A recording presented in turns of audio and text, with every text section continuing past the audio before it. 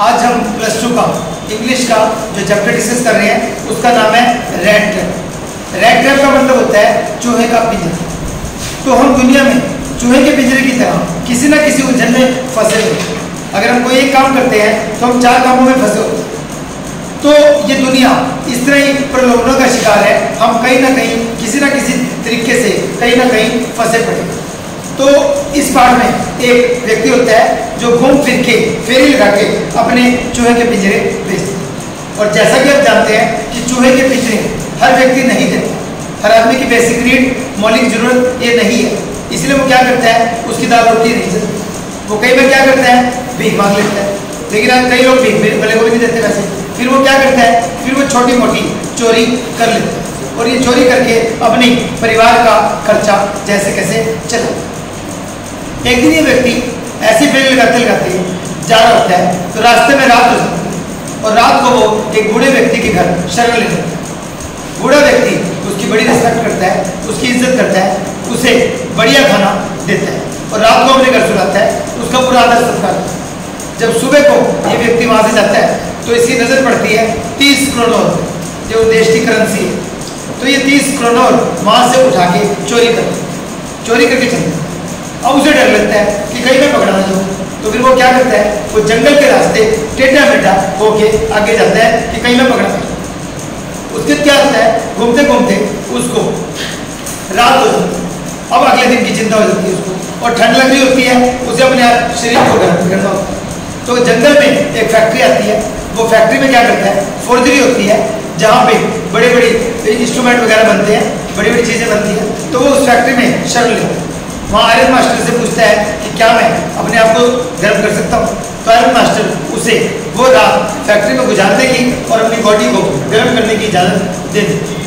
वहाँ पे वो रुक जाता है फैक्ट्री में और अपने हाथ भी सेक लेता है, शरीर को गर्म कर लेता है और वहाँ पे रात को काटता है। थोड़ी देर बाद आयरन मास्टर जब उसे देखता है, उसके मुँह में दाढ़ी आई होती है, कई दिन से वो नहाया भी नहीं होता। तो आयरन मास्टर को नजर आता है कि ये कोई ना कोई मेरा जानकार है। तो वो उसकी रिस्पेक्ट करता है और उसे कहता है कि तुम मेरे घर चलो। वो काफ़ी रिक्वेस्ट करता है लेकिन वो नहीं मानता। फिर वो अपनी बेटी को बात बताता है क्योंकि क्रिसमस पास आ रही होती है और ईसाई लोग चाहते हैं कि क्रिसमस में किसी गरीब आदमी का भला कर दें तो उनका जीवन धन्य हो जाएगा या स्वर्ग में जगह मिल जाएगी। तो उसकी बेटी जब आती है, रथ में सवार होकर आती है और एक नौकर को साथ लाती है और एक फर का कोट भी लाती है जो उसके शरीर पर डाल देती है और बड़ी विनम्रता से उससे रिक्वेस्ट करती है कि तुम हमारे घर चलो। आखिर में वो व्यक्ति मान जाता है और वो अपने घर लेके उसे चली जाती है। वहाँ जाके उनका नौकर से वो उसे नहलाती है और उसकी शेव करवा देती है। उसे नहाने के लिए तौलिया मिलता है, अच्छे कपड़े मिलते हैं, सारा कुछ बढ़िया बढ़िया खाना और वो नहा के तैयार। जब नहा के वो तैयार हो जाता है तब उसके पापा देखते हैं कि ये मतलब मेरा जानकारी नहीं। जब दाढ़ी थी तब वो लग रहा था कि उनका जानकार है, अब दाढ़ी कट चुकी है तो उन्हें लगता है कि मेरा जानकारी नहीं है। वो उसे गेट आउट कर देते हैं कि चला जा। लेकिन बेटी रोक देती है कि क्रिसमस नज़दीक आ रही है और जिसका स्वागत कर रहे हैं घर से उसे निकालना शायद धर्म के कानूनों के खिलाफ हो और इससे नुकसान हो। और क्रिसमस में हमें वैसे भी एक गरीब आदमी की छूट, वो अपने पापा का मुँह बंद कर देते हैं। उसके पापा यही कहते हैं कि बेटी बस मुझे ये डर है कि भविष्य में कहीं पश्चाताप ना कर पाना चाहिए। ये कहते हैं वो चुप और उस व्यक्ति को वो शरण दे देते।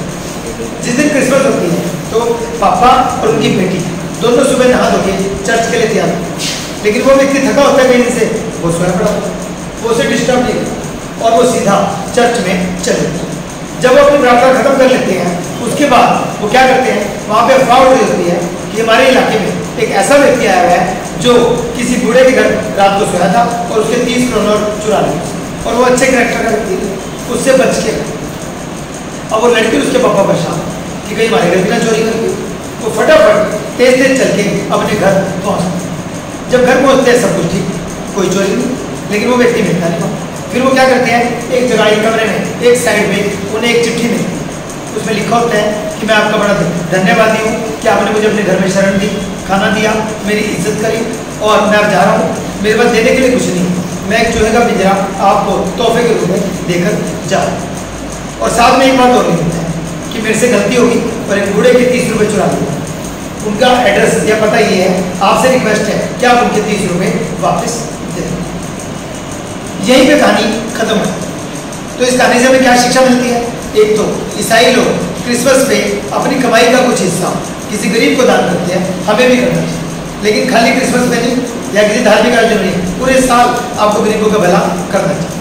और दूसरा, मेहमान भगवान का रूप, अगर घर में मेहमान आ गया तो उसको झेलना चाहिए, उसकी कोई बात गलत भी लगी तो उसके साथ बदतमीजी नहीं करनी चाहिए। यहीं पे कहानी खत्म हो जाती है। अब इंग्लिश वर्जन दे देते हैं आपको। The name of the story is rat trap. The whole world is trapped in a bag. We are all confused. We have so many problems. We look happy, but actually we are not happy. In the same way, in this story, there is a peddler who wanders here and there and sells rat. But as all of you are well aware of the fact that all the people don't buy rat. Sometimes he has no money to buy things to eat. Then he does begging. Even then, he don't get sufficient money. Then he does stealing. He steals others' items.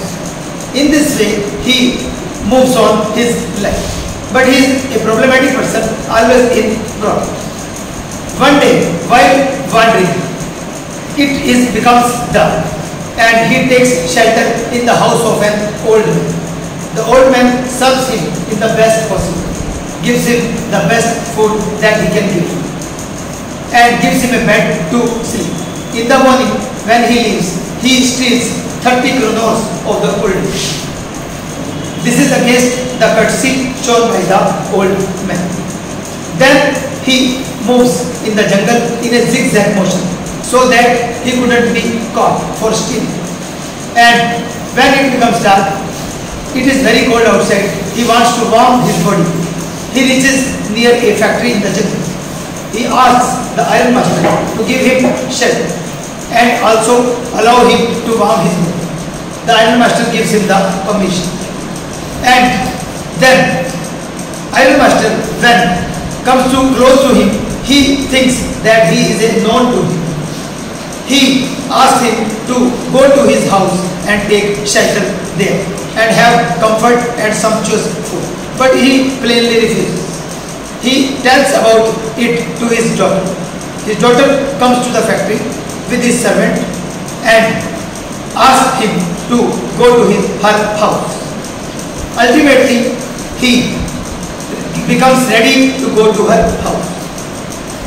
She takes her with him to her house, and her servant cleans his beard, gives him towel, good clothes and good food, and enough time and a bed to sleep. On the Christmas, before the Christmas day, her father identifies that he is not known to him. He plainly says him to get out of house. But the girl pacifies, cools down her father and tells him that Christmas is approaching and we shouldn't behave in such a way. We should welcome this. He only says that I fear that later you will have to repent in future. They serve him in the best possible.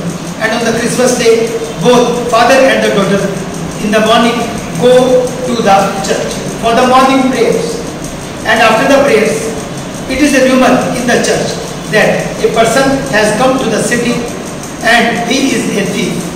He has stolen the money of an old man.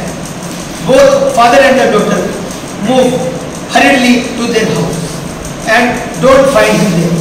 But all the items are okay. Nothing has been stolen. In a corner in a room, they find a letter on which it is written that he has thanked the family for respecting him and giving him food and shelter. He has also left a rat trap as a gift for them. He was a poor man. He also repents for the mistake he has done. He tells them about that old person whose money he has stolen and requests them to return the same to that old man. The story ends. What do you learn from this story? That we should welcome our guests. Whether the guest is a welcome guest or unwelcome guest, we should give him the best service. and also the Christians serve poor people on the Christmas. We should serve poor people round the year.